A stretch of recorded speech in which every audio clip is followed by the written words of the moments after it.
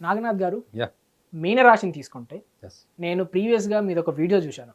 Okay మీనరాశి అనగానే గుర్తొచ్చేది చేప. ఎస్ చేప నీటిలో ఉన్నంతసేపే దాని జీవనం. అవును ఒక్కసారి ఒడ్డుకు వచ్చిందంటే అది అసలు సర్వైవ్ కాలేదు, బతకలేదు. అవును సో ఈ మీన రాశి వాళ్ళకి ఈ చేప స్టోరీ ఎట్లా లింక్ అవుతుంది? ఓకే పర్సనల్ అండ్ స్పిరిచువల్ లైఫ్ని వాళ్ళు బ్యాలెన్స్ చేయగలరా? Yeah. అండ్ తర్వాత రాబోయే సూర్యగ్రహణం రోజు వీళ్ళకి మీరిచ్చే సజెషన్స్ ఏంటి? షూర్ వివేక్, మీరు అన్నారు కదా first thanks for watching that video. ఒకవేళ వీడియో చూడకపోయింటే అసలు ఇవాళ డౌట్ వచ్చేది అది. సో చాలామందికి కూడా ఒక డౌట్ ఏంటంటే మీనరాశి వాళ్ళకి మీరు ఏం మాట్లాడినా ఒక మీనరాశి వాళ్ళని ఎట్లా గుర్తుపట్టచ్చు అంటే మీరు అడిగిన ప్రశ్నకి కాంట్రడిక్ట్ ఆర్ఎల్స్ కాంట్రాస్ట్ ఆన్సర్ చెప్తారు వాళ్ళు. ఓకే, ఎందుకంటే వాళ్ళు అలా ఎందుకు ఆన్సర్ చెప్తారు? మీరు ఒకటి అడిగితే ఒక ఆన్సర్ చెప్తారు. మీరు లంచ్ చేశారా అంటే బ్రేక్ఫాస్ట్ గురించి అయినా చెప్తారు, లేకపోతే ఇంకో డిన్నర్ గురించో లేకపోతే ఇంకోటి ఏదో చెప్తారు. మీరు ఏ క్వశ్చన్ అడిగినా కానీ రేషనల్లీ కనెక్టెడ్ ఆన్సర్ రాదు. ఓకే, ఎందుకు రాదు అనుకుంటే ఇదే లాజిక్. అక్కడ ఏంటంటే ఒక మీనరాశి అంటే చేప కదా, చేప అన్నది నీళ్ళల్లో ఉన్నప్పుడు ఆ నీళ్ళల్లో లేదా సముద్రంలో చెరువులు ఎక్కడ నీళ్లున్న ప్రదేశంలో ఉన్నా దానికి ఆ చేపకు అదొక ఒక త్రిశంకు స్వర్గం. దానికి అక్కడ ఉన్నటువంటి అట్మాస్ఫియర్, అక్కడ ఉన్నటువంటి మిస్ట్ కానీ ఏదైనా కానీ లోపల ఉన్నటువంటి పాకురు, అక్కడ అట్మాస్ఫియర్, రాళ్ళు, ఒక అందమైనటువంటి ఊహాత్మకమైనటువంటి ప్రపంచంలోనే చేప బతుకుతుంది with the support of water. అది దాని జీవితం. అది మీరు ఒడ్డున కొడేయడం అంటే ఏంటి అంటే వ్యవహారం. అది వ్యవహారం అంటే ఏంటంటే ఈ చేపకి తనకి సర్వైవల్ ఏదైతే ఉందో నీళ్ళల్లో, ఈ సర్వైవల్ని మనము జ్యోతిష శాస్త్ర ప్రకారం ఎలా అర్థం చేసుకోవాలంటే చేప ఎప్పుడు కూడా చాలా సున్నితమైనటువంటి భావజాలం, సున్నితమైనటువంటి ఆలోచనతో పాటు ఈ మీనరాశిలో పుట్టిన వాళ్ళు ఎప్పుడు కూడా ఒక ఊహాత్మకమైనటువంటి ప్రపంచం. ఫర్ ఎగ్జాంపుల్ చిన్నప్పటి నుంచి కూడా ఫిలిం డైరెక్టర్ అవ్వాలనుకుంటాడు, చిన్నప్పటి నుంచి కూడా తను ఒక పైలట్ అవ్వాలనుకుంటాడు. తన బాల్యంలో ఏవైతే కళలు ఉంటాయో ఆ కళలు సాకారం చేసుకోవడానికి, సార్థకం చేసుకోవడం కోసం వాళ్ళు ఎప్పుడు అనునిత్యం ఎప్పుడు అవకాశం వచ్చినా కానీ దాన్ని మెటీరియలైజ్ చేసుకోవడం కోసం ప్రయత్నం చేస్తారు. అంటే ఎప్పటికీ ఒకటే జోన్లో ఉంటారని భావన. వాళ్ళ ఊహ ఉంటుంది చూడండి. వాళ్ళు ఒకవేళ ఒక ఇమాజినేషన్, ఒక డొమైన్ క్రియేట్ చేసుకున్నారంటే ఈ ఊహ ఏదైతే చెప్పానో, if they want to become something, if they want to become a painter, fashion designer, what ever it is, ఈ ఊహ అన్నది వాళ్ళకి వాటర్తో కంపేర్ చేసుకోండి. This imagination is their passion, the basic survival. For them it is they think that it is what is the pride. మనం మాట్లాడుకుంటుంది ఏంటి, గ్రహణ కాలంలో సూర్యుడు మనిషి జీవితంలో జీవంతో పాటు ఒక శరీరాన్ని ఇచ్చినప్పుడు శరీరం నుంచే మన ఆఖరి రోజు వరకు కూడా మన శరీరమే సర్వస్వం అవుతుంది. Your body is everything till your last date. So ఈ శరీరం నుంచే మీకు గుర్తింపు, ఐడెంటిటీ. దేనికి వస్తుంది గుర్తింపు? ఇప్పుడు చూడండి, ఎంతోమంది రాజకీయ నాయకులు చనిపోయిన వాళ్ళ శిలాస్తూపం ఎందుకు ఉంటుంది? అది గుర్తింపు. ఒకటి ఏంటంటే వాళ్ళు చేసిన సర్వీసెస్ గుర్తు చేసుకోవడానికి, రెండోది ఏంటంటే there is an identity of the body, right? ఒక శిలాస్తూపం అంటేనే బాడీ అది. సో ఆ వ్యక్తి ఏం చేశాడు అంటే ఫస్ట్ అతని శరీరం చూడాలి. అతను ఎలానో చనిపోయాడు కాబట్టి అతని స్తూపం చూస్తాం. So the body is very important. So మీనరాశి వాళ్ళకి వాళ్ళ ఊహ ఏదైతే ఉంటుందో ఆ ఊహనే వాళ్ళకి ఆ జీవం ఏంటి, వాళ్ళ ఊహమే, వాళ్ళ ఇమాజినేషనే వాళ్ళకి ఒక survival of the water environment. అది మీరు బయటపడేయడం అన్నారు అంటే ఏంటి, ఒడ్డున పడేస్తారు. ఒడ్డున పడేయడం అంటే ఏంటి, బయట ప్రపంచంలో అంటే వాళ్ళ ఇష్టానికి విరుద్ధమైంది, వాళ్ళ ఊహకు విరుద్ధమైంది ఏంటి. ఇప్పుడు వాడు ఒకటి చేయాలనుకుంటారు జీవితంలో, దానికి విరుద్ధమైన పని ఒకటి చేస్తున్నాడు. ఈ విరుద్ధమైన పనినే వాళ్ళకి నరకం. అదే వాళ్ళ మెటీరియలిస్టిక్ లైఫ్. అర్థమైందా? ఒకటి బయట బతకాలి అంటే మీరు ఏదో ఒకటి చేయాలి. ఇప్పుడు మీరు ఒక ఫ్యాషన్ డిజైనర్ అవ్వాలనుకున్నారు, లేకపోతే పైలట్ అవ్వాలనుకుంటున్నారు, ఆర్థిక స్తోమత లేదు, ఏం చేస్తారు? మీరు స్విగ్గీలో పనిచేస్తారా, జొమాటోలో పనిచేస్తారా, లేకపోతే పానీపూరి సెంటర్ పెట్టుకుంటారా? ఇవన్నీ ఏంటి, సర్వైవల్. మీరు బతుకు తెరువు కోసం రోజు రోజు జీవితం గడపాలి, కుటుంబం గడవాలి అనుకున్నప్పుడు మీరు కాలంతో పాటు పరిగెత్తక తప్పదు. ఈ కాలంతో పరిగెత్తడం అన్నదే వాళ్ళని ఒడ్డున పడేయడం లాంటిది. సో వాళ్ళ జీవిత కాలం కూడా ఇష్టపడకుండా బతికేది ఏంది, materialistic life. Okay, survival life. అలా అని చెప్పి ఈ మెటీరియలిస్టిక్ లైఫ్లో వాళ్ళు ఏమన్నా ఇంటెలిజెన్స్ యూజ్ చేయరు, వాళ్ళు దానికి పనికిరారు, దాన్ని కరెక్ట్గా ఛేదించలేదనుకుంటే మాత్రం రాంగ్ అది. సో చేపకి అంటే మీనరాశి వాళ్ళకి వాళ్ళ ఊహ ఎంత గొప్పదో, వాళ్ళ ఊహ ఎంత ఇష్టమో, సర్వైవల్కి వచ్చేటప్పటికి ఆ సర్వైవల్లో కూడా వాళ్ళు మాస్టర్స్ అవుతారు. చూడండి, materialistic life and as well as their passion or maybe the higher dimension of life, the creative life. Creative life అంటే కూడా స్పిరిచువల్ లైఫ్. ఓకే, ఈ రెండింటిని బ్యాలెన్స్ చేసేటువంటి మెంటల్ కెపాసిటీ వాళ్ళకి అనుభవంతో వస్తుంది. అందుకే చూడండి, మీనరాశి వాళ్ళకి జీవితంలో ఒక 30 ఏళ్ళు 28 ఏళ్ళు 30 ఏళ్ళు వచ్చే వరకు కూడా వాళ్ళకి డబ్బు సేవ్ చేసుకోవడానికి రకరకాల ప్రణాళికలు వేయడం, రాజకీయపరమైన కుట్రలు వేయడం ఇవి రావు. మీరు ఒక మీనరాశి వాళ్ళతో కూర్చొని ఒక 2 గంటలు మాట్లాడితే వాళ్ళ గురించి మీరు కొత్తగా తెలుసుకోవాల్సింది ఏమి ఉండదు. They are transparent and open books. ఇదే వాళ్ళ సమస్య ఏంటంటే వాళ్ళకి బతకడం రాదు, బయట ప్రపంచంలో నలిగిపోయి చాలా రకాల దెబ్బలు తిని నమ్మి మోసపోయే వాళ్ళు మీకు 99% మంది మీనరాశి వాళ్ళు ఉంటారు. ఎవరినైనా నమ్మి మోసపోతారు. ఎక్కువగా వాళ్ళకి వెన్నుపోటు పొడిచే వాళ్ళ కుటుంబ సభ్యులే ఉంటారు, అన్నదమ్ములు అక్క చెల్లెలే ఉంటారు. ఎందుకు చెప్పండి? మీరు పెద్దరాయుడు సినిమాలు ఇట్లాంటివి చూసింటారు కదా, పెద్దన్నయ్య పెద్దరాయుడు, వీళ్ళ క్యారెక్టర్ అది ఏంటి, they always wanted to be the upper hand. So నేను ఇంట్లో పెద్ద మనిషిలాగా ఉండి అన్ని బాధ్యతలు తీసుకోవాలి, అన్నదమ్ములు అక్క చెల్లెలు కాదు వాళ్ళ పిల్లలు మనవరాళ్ళ బాధ్యతలు కూడా తీసుకోవాలి. And they always wanted actually respect. So మీనరాశి వాళ్ళకి మెటీరియలిస్టిక్ లైఫ్లో వాళ్ళు కోరుకునేది బలమైనది ఏదైనా ఉంది అంటే కనుక గౌరవం. అంటే మీకు ఒక పూల హారం వేస్తే ఏంటది? గౌరవం. అదొక పెద్ద ఉన్నతమైన గౌరవము. మీరు మీ మీద మనస్ఫూర్తిగా వేసేది. అఫ్కోర్స్ రాజకీయ నాయకులు డబ్బులు చేయించుకుంటారు, అది వేరే విషయం. చాలామంది అంటే బాధపడతారేమో. చాలామంది జ్యోతిష్యులు కూడా సన్మానాలు సత్కారాలు కూడా అట్లాంటి క్రమంలో జరుగుతాయి, అంటే వాళ్ళ నాలెడ్జ్కి సంబంధం లేకుండా.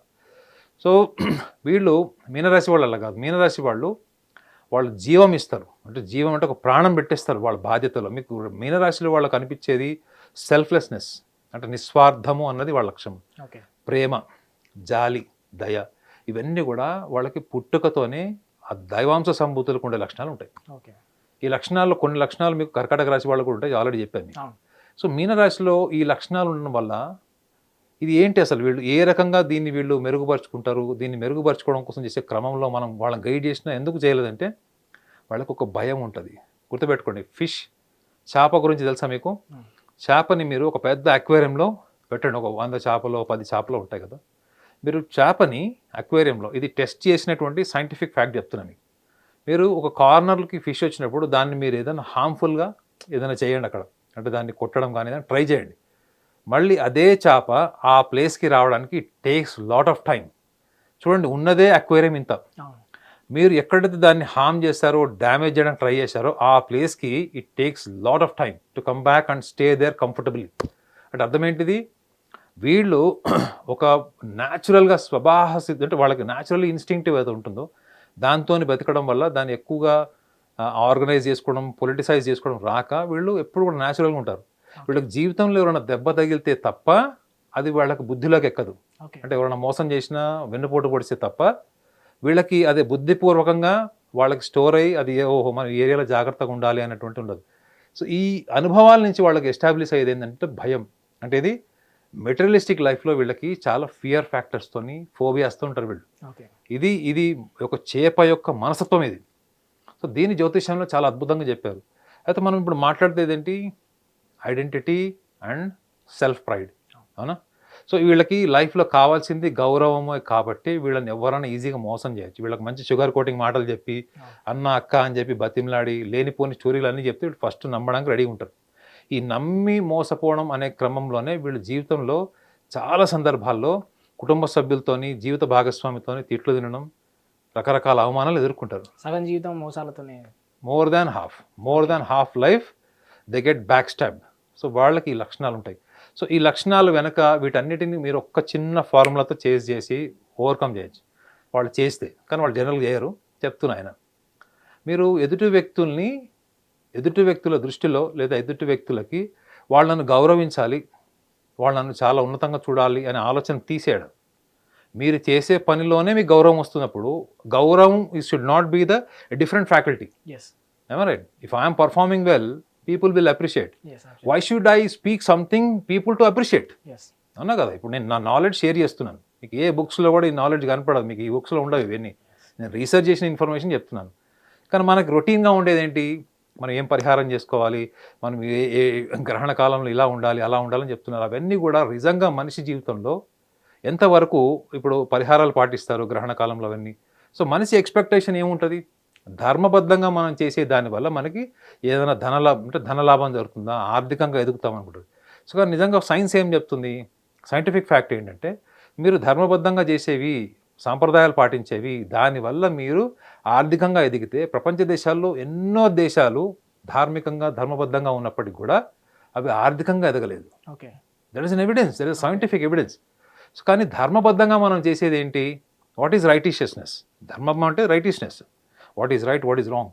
ఈ రైటీషియస్నెస్ ఏదైతే మనం ప్రాక్టీస్ చేస్తామో దానివల్ల మన ఆలోచన విధానంలో ఒక సరళత్వము, ఒక ఎన్హాన్స్మెంట్, ఒక డెవలప్మెంట్ జరుగుతుంది. ఓకే. ఈ డెవలప్మెంట్ జరగడం వల్ల ఏమవుతుందంటే మన జీవితంలో ఎన్ని రకాల ఒడిదుడుకులు వచ్చినా, ఫెయిల్యూర్స్ వచ్చినా మన స్థితప్రజ్ఞత, మన బ్యాలెన్స్ కోల్పోకుండా ఉంటాం. Actually we follow all the rituals and dharma only to attain the balance. The balance of life is more important than successful life and the pride. This is more important. ఇది ఇప్పుడు ప్రపంచవ్యాప్తంగా అందరూ ఆధ్యాత్మిక గురువులు చెప్తున్నారు, వదిలేయండి సక్సెస్, దేనికి పనికిరాదు. Most successful people are depressed. Most successful people have attempted suicide and many people have killed themselves. Yes. So what is the importance of identity? What is the importance of success? It's a part of life, and when you are performing with a great grace and you are completely involved with your work, success follows, money follows. So ఇది మీనరాశి వాళ్ళు ముఖ్యంగా గమనించాల్సింది. అనవసరమైన ఆర్భాటము లేదా తెచ్చిపెట్టుకున్నటువంటి పేరు ప్రఖ్యాతులు, కీర్తి, వీటిని గినక మీరు క్యారీ చేస్తున్నట్టే గ్రహణ కాలంలో మీరు ఇది ఒక్కటి గమనించండి.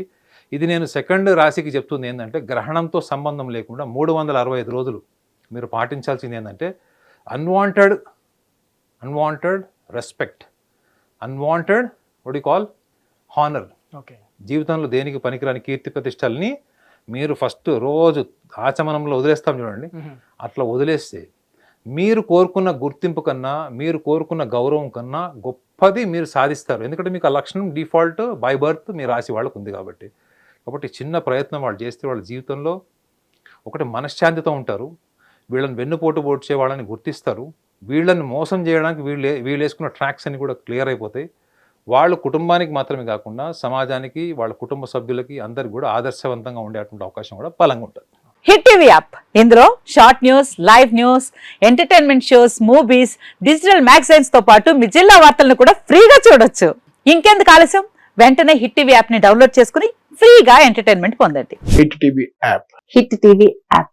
Please download hit TV app. Hit TV app ని ఫ్రీగా డౌన్లోడ్ చేసుకొని ఎంజాయ్ చేయండి. మీకు నచ్చిన ఎంటర్టైన్మెంట్ కోసం హిట్ టీవీ యాప్ ని ఫ్రీగా డౌన్లోడ్ చేసుకొని ఎంజాయ్ చేయండి. హిట్ టీవీ యాప్ ని డౌన్లోడ్ చేసుకుని ఆస్వాదించండి, ఆశీర్వదించండి. ఇంతమంది సెలబ్రిటీలు హిట్ టీవీ యాప్ ని డౌన్లోడ్ చేసుకోండి అని చెప్తున్నారంటే ఎంత మంచి యాప్ ఆలోచించండి.